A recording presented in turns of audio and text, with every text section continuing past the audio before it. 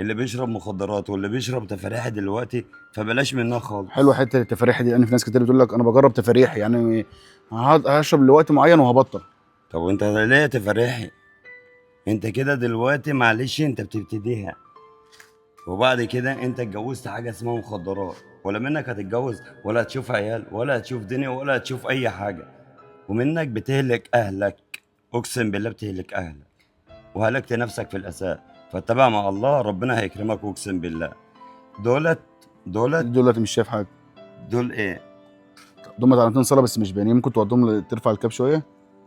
دول هو ده طريق النجاح. طريق النجاح، اقسم بالله دول برضك سبب هدايته وحياة كتاب الله. حياتك كانت قبل المخدرات عامله ازاي، وبعد ما بطلتها وقربت من ربنا؟ يا ريت يا ريت يا ريت كنت بطلت من الاول او ما شربتش خالص، وحياة ربنا ان انا سبت شغلي، انا اساسي منجد، امم شغل التنجيد انترهات.